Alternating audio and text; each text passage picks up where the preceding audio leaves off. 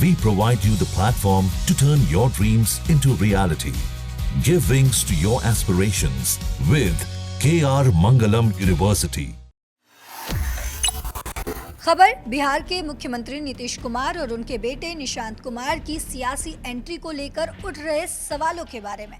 हाल ही में निशांत के 44वें जन्मदिन पर जेडीयू दफ्तर के बाहर लगे पोस्टरों ने बिहार की सियासत में हलचल मचा दी।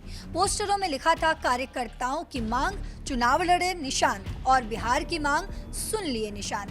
जेडीयू और एनडीए के सहयोगी दलों के नेता भी निशांत को राजनीति में लाने की मांग कर रहे हैं, लेकिन नीतीश कुमार खामोश हैं। आखिर क्यों? ये समझने से पहले आप अपने फोन में दैनिक जागरण ऐप को इंस्टॉल कर लीजिए, क्योंकि यहाँ आपको सही और सटीक खबरें मिलती हैं। तो लौटते अपने खबर पर वापस। दरअसल नीतीश कुमार ने हमेशा परिवारवादी राजनीति का विरोध किया है। उन्होंने लालू प्रसाद यादव पर परिवार को लेकर कई बार निशाना भी साधा।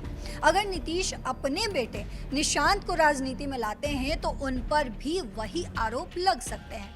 2025 के विधानसभा चुनाव में एनडीए की रणनीति लालू के परिवारवाद को मुद्दा बनाने की है। ऐसे में नीतीश नहीं चाहते कि उनकी छवि पर परिवारवाद का दाग लगे, इसीलिए वो निशांत की एंट्री को अभी टाल रहे हैं। वहीं अगर निशांत राजनीति में आते हैं तो उनकी तुलना तेजस्वी यादव और चिराग पासवान से हो सकती है। तेजस्वी और चिराग पिछले एक दशक से बिहार की सियासी में सक्रिय हैं और अपनी जगह बना चुके हैं, लेकिन निशांत के पास अभी कोई सियासी अनुभव नहीं है। अगर वो चुनाव में उतरते हैं और हार जाते हैं तो नीतीश की साख को ठेस पहुंच सकती है।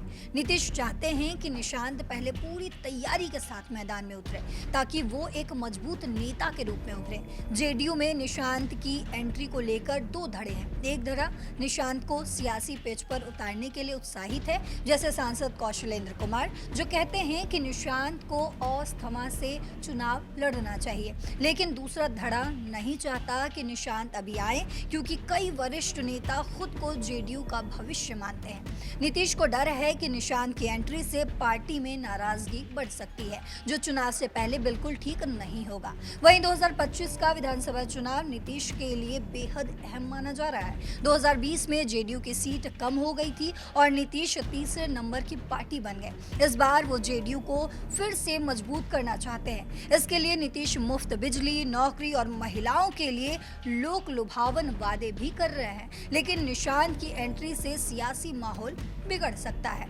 इसीलिए नीतीश की रणनीति है कि चुनाव तक निशांत को राजनीति से दूर रखा जाए। अगर जेडीयू सत्ता में लौटती है तो शायद निशांत को सियासत में सक्रिय देखा जा सकता है।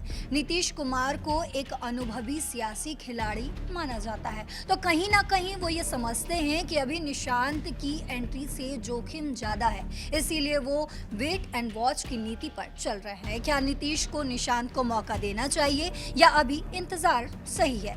लेकिन जो भी हो, इस खबर पर आपकी जो भी राय हो वो कमेंट सेक्शन में जरूर लिखते जाइएगा। फिलहाल मेरे साथ इतना ही। देश और दुनिया की बाकी खबरों के लिए देखते रहिए दैनिक जागरण। नमस्कार।